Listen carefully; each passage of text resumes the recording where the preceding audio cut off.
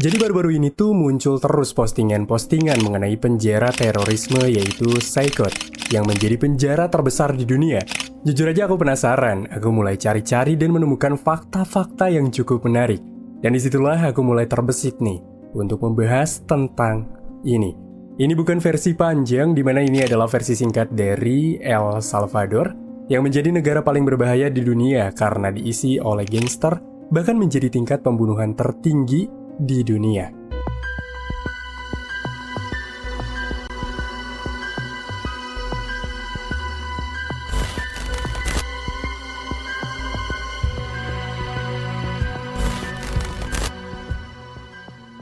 Jadi gini, El Salvador ini adalah negara kecil di Amerika Tengah. Dulu negara ini adalah juara 1 dalam tingkat pembunuhan. Meski bukan juara yang bagus ya, tapi tetap aja juara. Bayangin aja pada tahun 2015, tingkat pembunuhan di sini mencapai 103 per 100 orang. Bandingin sama negara ini sekarang yang tingkat pembunuhannya masih pakai koma-koma kecil. Kenapa bisa separah itu? Oke, kita bahas aja sejarah singkatnya.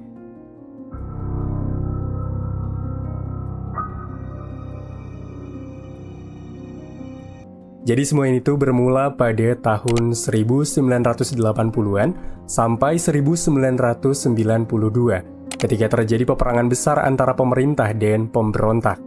This could be Vietnam 10 years ago, but it's the tiny Central American Republic of El Salvador. The bodies of 15 men were exhumed. Some 10,000 people have died in El Salvador this year. Oke, bayangin kalian tinggal di negara yang lagi perang nih. Bom tiba-tiba meledak, tentara terlihat patroli, tiap keluar rumah nyawa lo sebagai taruhannya. Ya jelas, orang-orang di El Salvador pada mikir nih, dimana mereka tuh pasti mikir gini, udahlah kita cabut aja ke Amerika.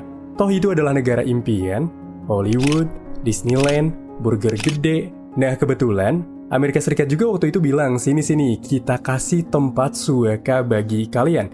Tapi begitu nyampe bukan jadi artis atau kerja kantoran, malah jadi gangster. Kok bisa gitu? Nah, masalahnya tuh ada di sini. Begitu sampai di Amerika, mereka nggak dikasih apartemen mewah atau kerja enak di kantor. Mereka malah ditaruh di Los Angeles, tepatnya di daerah yang udah keras banget. Kalau kalian kira Los Angeles itu cuma Hollywood sama pantai keren, jangan salah. Waktu itu pas tahun 80-an ada banyak geng kulit hitam, geng Meksiko, geng kulit putih, semua berantem buat kuasain jalanan. Nah, warga Salvador yang baru datang tuh mereka minoritas banget. Jadi, mau gabung geng yang udah ada nggak diterima, mau hidup damai susah, akhirnya bikin geng sendiri. Begitulah lahirnya geng MS-13 dan Barrio 18. Awalnya sih buat bertahan hidup, tapi lama-lama malah jadi geng paling berbahaya di dunia. Kenapa jadi geng? Alasannya tuh awalnya sederhana sih. Pertama, biar bisa bertahan hidup di lingkungan yang keras. Kedua, karena susah dapat kerja legal, akhirnya mereka tuh mulai melakukan bisnis kriminal, kayak jualan kokain atau narkoba, dan terlibat kejahatan nyata seperti perampokan dan lain-lain. Tapi yang lebih utama yaitu pengen balas dendam aja sih sama geng lain yang dulu suka nindes mereka. Nah, awalnya pemerintah sini mungkin mikir, oke, biarin aja mereka di sini, tapi lama-lama makin banyak kriminalitas oleh warga Salvador. Makin banyak geng, makin kacau. Akhirnya Amerika Serikat tuh mulai mikir, udahlah deportasi aja mereka balik ke El Salvador. Like Sanchez is a community worker in LA who was deported to his native El Salvador in the 1990s. Tapi Amerika Serikat ini lupa satu hal, di mana El Salvador bukan negara kuat kayak Amerika Serikat. Polisi mereka nggak siap, sistem hukum mereka lemah, jadi pas gangster-gangster ini balik, mereka nggak dibasmi, malah makin berkembang. Nah, baliknya para gangster ini ke El Salvador malah bikin negara ini lebih kacau dari sebelumnya. Nah, begitu mereka balik ke El Salvador, langsung pada buka cabang nih.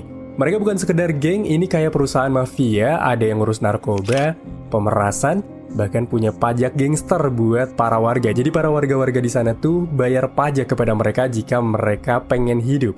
Coba bayangin kalian punya warung kopi di sana. Besok buka, tiba-tiba ada anak buah geng datang. Bro, bayar pajak ke kita atau warung lo akan dibakar. Warga nggak bisa lawan, gengnya terlalu kuat. Dan polisi yang harusnya menjadi pihak keamanan para warga, ya ikut takut juga. Hasilnya negara ini makin kacau. 2015 bahkan El Salvador jadi negara dengan tingkat pembunuhan tertinggi di dunia. 60% sampai 80% wilayah dikontrol geng, warga hidup dalam ketakutan, pembunuhan hampir ada tiap harinya, bisnis nggak bisa jalan kalau nggak bayar upeti. Berpuluh-puluh tahun gangster menguasai kota El Salvador, tiap sudutnya ada geng-geng di sana. Nggak ada yang bisa usir mereka, bahkan ngusik mereka. Jadi kalau kalian bosen nih hidup di negara aman dan pengen tantangan, El Salvador dulu cocok banget buat yang pengen tantangan. Tapi, tunggu dulu. Tepatnya pada tahun 2019 ada satu orang pria yang bilang gini nih, cukup sudah, gue bakalan bikin negara ini bersih dari geng, dan dia enggak main-main. Se acabaron. De ahora en adelante todos vamos a empujar hacia adelante. Kenalin, ini adalah Nayib Bukele, Presiden El Salvador yang gaya fashionnya lebih nyantai dari pejabat di negara tetangga. Tapi jangan salah, ini orang tegas banget soal gangster, apalagi dengan kebijakan tangan besinya. Kebayang nggak, pas Bukele pertama kali menjabat tahun 2019, dia langsung ngegas lawan geng, polisi, dan tentara dikirim buat nangkep gangster. Bisnis ilegal dihajar dan hasilnya tingkat pembunuhan turun drastis. Masyarakat mulai bisa nafas lega. Tapi sebelum Presiden Bukele menjabat, El Salvador tuh udah kayak server GTA Online yang penuh cheater. Kemana-mana ada geng, tiap hari ada baku tembak, dan warga biasa cuma bisa berharap gak kena serangan dari geng MS-13 atau Barrio 18. Perubahan 6 bulan pertama Bukele menjadi presiden langsung terbukti. Tingkat pembunuhan langsung turun 30%. Banyak gangster kabur ke hutan karena takut dikejar polisi.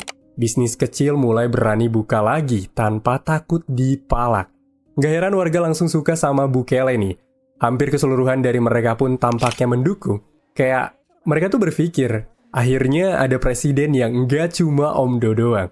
Tapi kampanye anti-gengnya juga menuai kritik dari kelompok hak asasi manusia dan masyarakat sipil yang telah mendokumentasikan ribuan pelanggaran negara termasuk penangkapan sewenang-wenang dan penyiksaan di penjara yang diduga terus dilakukan. Tapi Bukele nggak peduli. Dia bakalan terus cari cara untuk buat negaranya yang menjadi negara paling berbahaya di dunia menjadi aman kembali. Tiap tahun semenjak Bukele berkuasa, data kekerasan mulai turun drastis nih.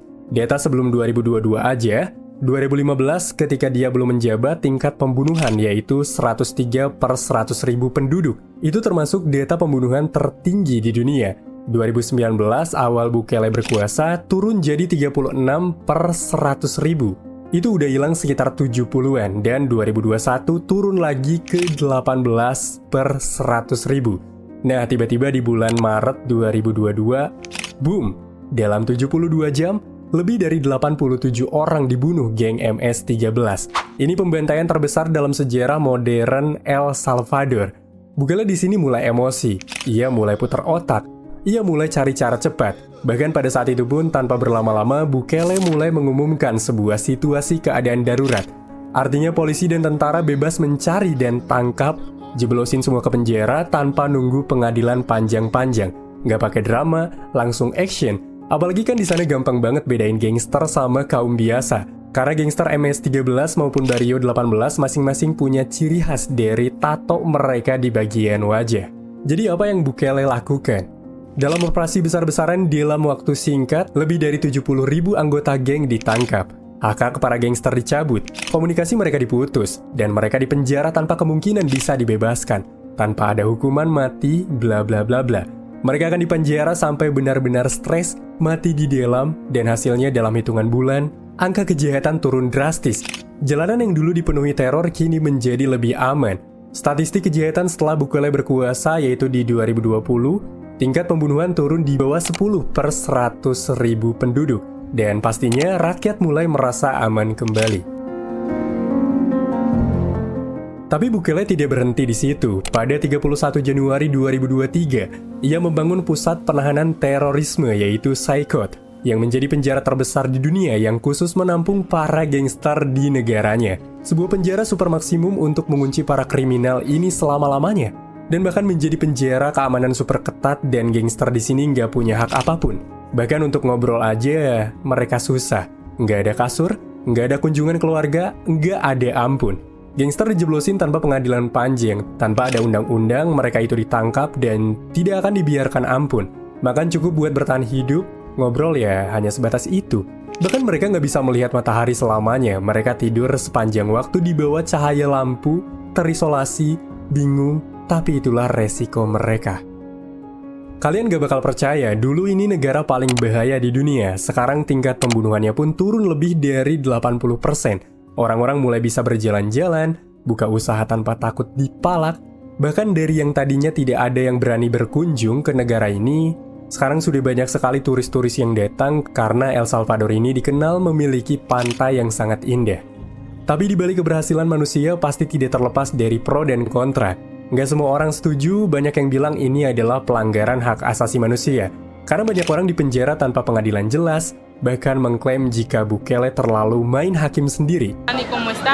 Y a la verdad tener a mi niño aquí, pues para mí no es fácil, pero le pido a Dios que Dios tenga misericordia, no solo de mi hijo, sino de muchos inocentes que están ahí. Pronya negara jadi aman, bisnis kembali berkembang, orang-orang bisa hidup dengan tenang. Dan kontranya, hak asasi manusia dilanggar, banyak salah tangkap, bahkan para keluarga pun sering mencari keluarga mereka dari video-video, apakah mereka ada di penjara ini. Meskipun terjadi peningkatan keamanan, klaim bahwa El Salvador adalah negara paling aman di Amerika Latin untuk saat ini, hal itu perlu ditinjau dengan hati-hati.